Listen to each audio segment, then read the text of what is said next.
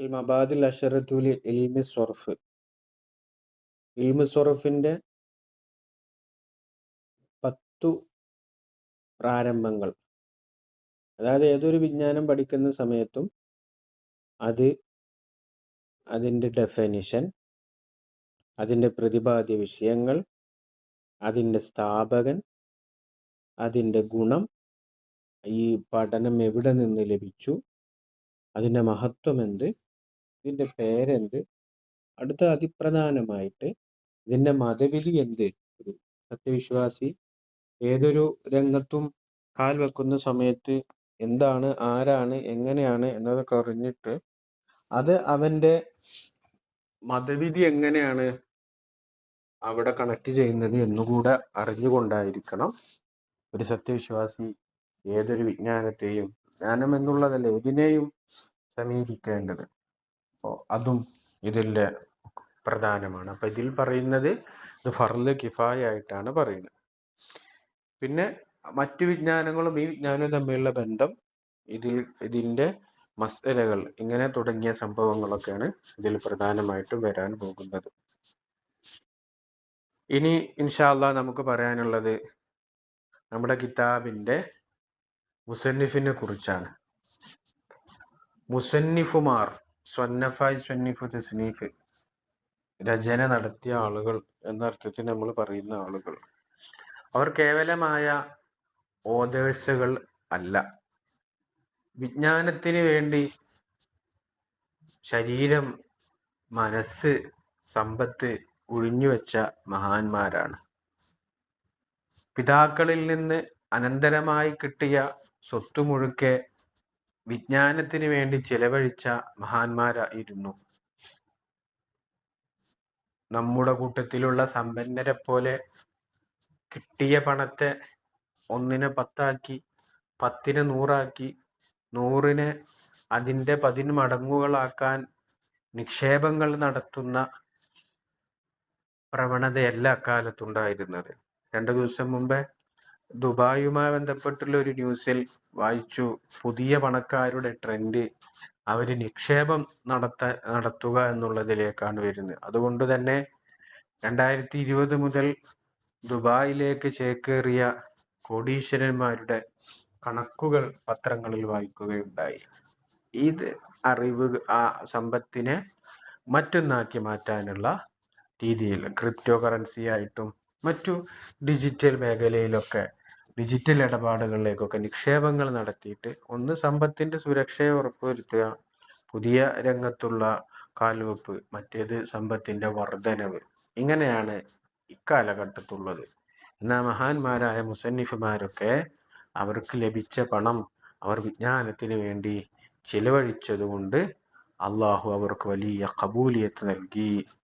അവരുടെ ആത്മീയമായ ആ തേജസ് തലമുറകൾ മുഖേന കൈമാറി വന്നു.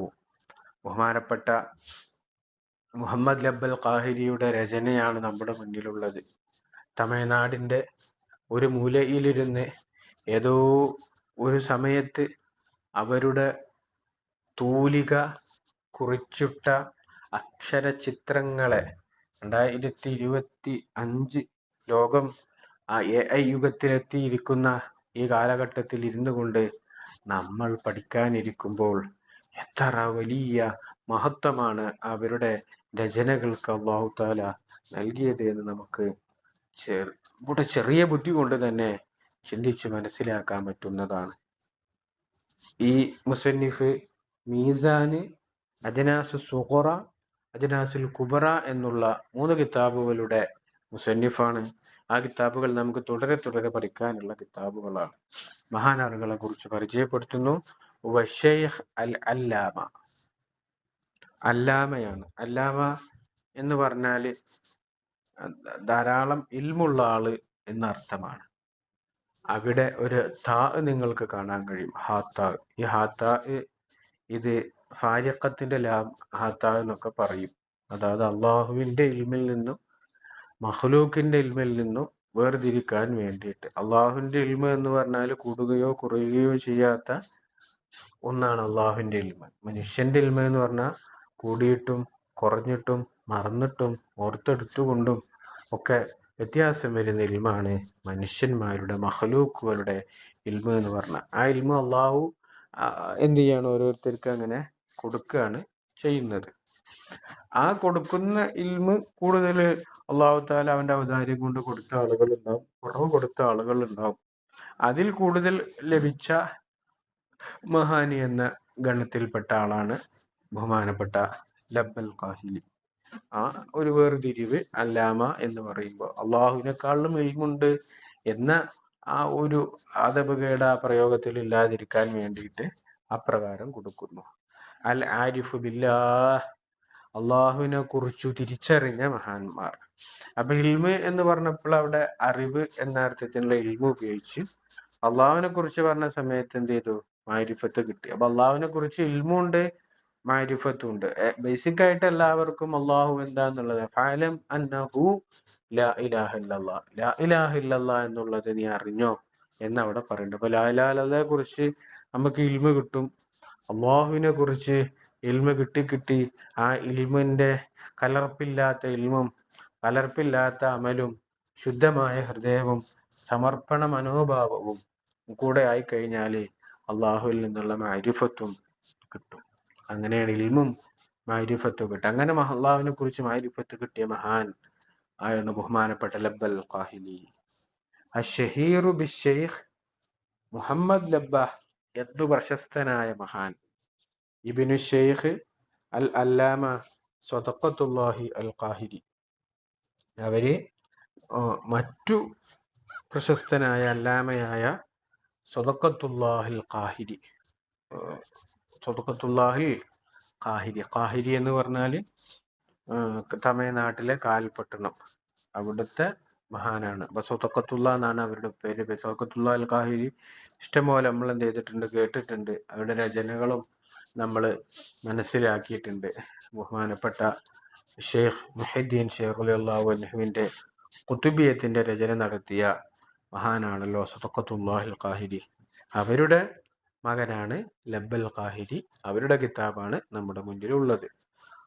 ഉലിദ സനത്ത ഹിജറ 1070 മഹാനവറുകൾ ജനിക്കുന്നത്.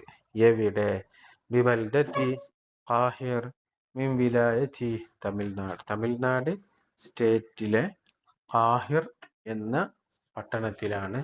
ബൽദത്തു ഖാഹിർ, കാൽപട്ടണം. നമുക്ക് സിയാറത്തുകളൊക്കെ പോയ ആളുകൾക്കൊക്കെ അറിയാം. ഇനി സിയാറത്ത് പോയിട്ടില്ലെങ്കിൽ അവിടെയൊക്കെ സിയാറത്തിന് എന്ത് ചെയ്യണം, പോകണം. മഹാന്മാരോടുള്ള സാമീപ്യം, അവരുടെ മക്ബറുകളിലൂടെയുള്ള സന്ദർശനം, അവരുടെ പാവന സ്മരണകൾക്ക് മുന്നിൽ നമ്രശിരസ്കരായി കുറച്ചു നേരം നാം നിൽക്കുന്നത്, അവർ കുറിച്ചു വെച്ച വഴികൾ, അവർ അടയാളപ്പെടുത്തിയ ഇടങ്ങൾ, അവരുടെ ഓർമ്മകളുള്ള സ്ഥലങ്ങൾ, സ്മാരകങ്ങളെല്ലാം നമ്മുടെ മനസ്സിൽ അള്ളാഹുവിനെ കുറിച്ചുള്ള സ്മരണ ഉയർത്തുന്നതാണ്.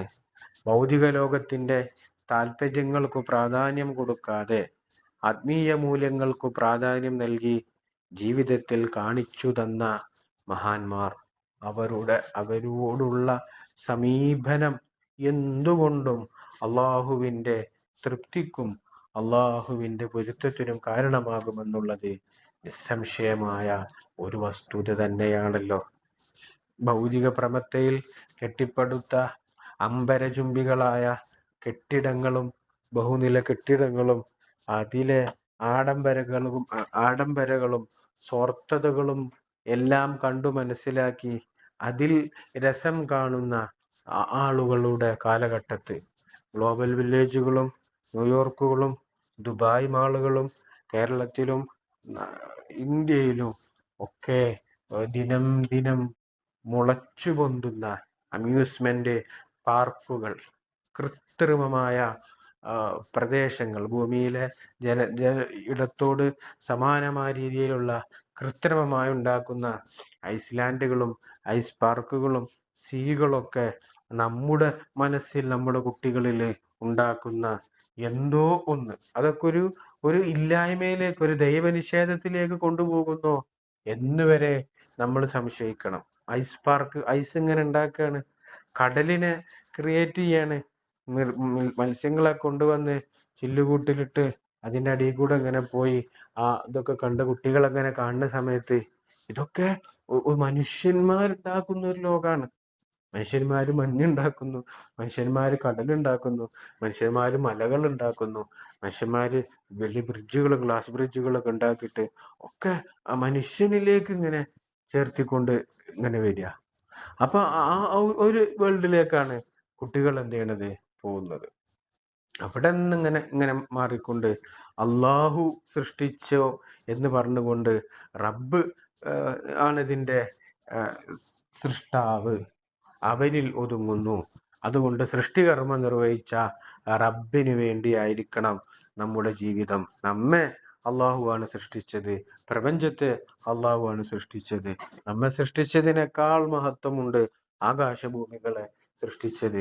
അത്രയും വലിയ ആകാശഭൂമികളെ സൃഷ്ടിച്ച പടച്ചവനെ നമ്മെ സൃഷ്ടിക്കുന്നത് ഒന്നുമല്ല എന്നുള്ള രീതിയിലേക്ക് നമ്മുടെ മക്കളുടെ കുഞ്ഞു മനസ്സുകളിലേക്ക് അതായിരിക്കണം നമുക്ക് ചെറിയ രീതിയിൽ കാണിച്ചു കൊടുക്കേണ്ടത്. അതിന് വലിയ ഹിപ്നോട്ടിസൊക്കെ ചെയ്ത് അവരെ ബോധം കെടുത്തി ആ മനസ്സിനെ മാറ്റിക്കൊണ്ട് സന്വേഷിപ്പിക്കേണ്ട ഒന്നൊന്നുമല്ല ഇത്. അത് അവർ ശീലമായി വരുന്ന, വളർന്നു വരുന്ന കാഴ്ചകളിൽ അള്ളാഹുവിനെ സ്മരിക്കുന്ന സംഗതികളെ നമ്മൾ ഇൻവോൾവ് ചെയ്യിച്ചു കഴിഞ്ഞാൽ അത് സ്വാഭാവികമായിട്ടും അങ്ങനെ ആ ചാനലിലൂടെ എന്ത് ചെയ്യും, വന്നു പോകും. അതിന് പ്രത്യേകിച്ച് കോഴ്സുകളൊന്നും ചെയ്യേണ്ട ആവശ്യമൊന്നും ഇല്ല.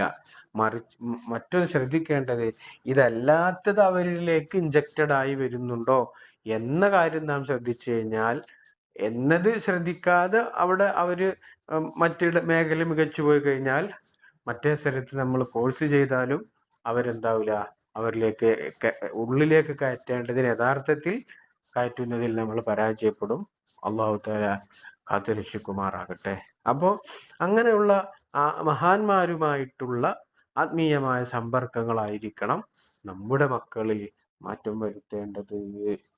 അതിന് ഉദാഹരണം കാൽപട്ടണം പറഞ്ഞു എന്നുള്ളതാ. സിയാറത്തുകളൊക്കെ ആ രീതിയിൽ ചിന്തിക്കാം.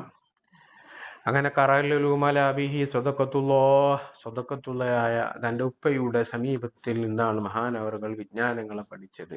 മഹാന്മാരായ ധാരാളം ആളുകൾ ഉപ്പയിൽ നിന്നു പകർന്ന വിജ്ഞാനങ്ങൾ അവർക്ക് വലിയ തിരിതെളിയിച്ചിട്ടുണ്ട് അവരുടെ തുടർ ജീവിതത്തിൽ. ശരീരത്തിൻ്റെ പിതാവിൽ നിന്നു തന്നെ ആത്മാവിൻ്റെ പിതാവാകാൻ, മകനെ, തൻ്റെ ശരീരത്തിൻ്റെ ഒരു ഭാഗമായ മകനെ തൻ്റെ ആത്മീയമായ അറിവുകളുടെ ഭാഗമാക്കാൻ ഒരു പിതാവിനു കൂടെ കഴിയുന്നുണ്ടെങ്കിൽ അതൊരു വലിയ ഭാഗ്യം തന്നെയാണ്. അങ്ങനെ കിട്ടുന്ന അറിവുകൾക്ക് ഒരു പ്രത്യേകമായ ഒരു സ്പന്ദനമുണ്ടാകും.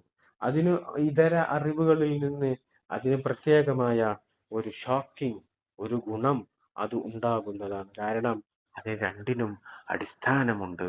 രണ്ടിൻ്റെയും ശരീരവും ആ ശരീരത്തെ പൊതിഞ്ഞിരിക്കുന്ന ആത്മീയമായി അതിനെ ആവരണം ചെയ്തിരിക്കുന്ന റൂഹും, ജസദും റൂഹും അത് ഒരാളിൽ നിന്ന് തന്നെ ആകാനുള്ള ആ ഒരു ഭാഗ്യം എല്ലാവർക്കും ലഭിച്ചു കൊള്ളുന്നുണ്ടാവില്ല.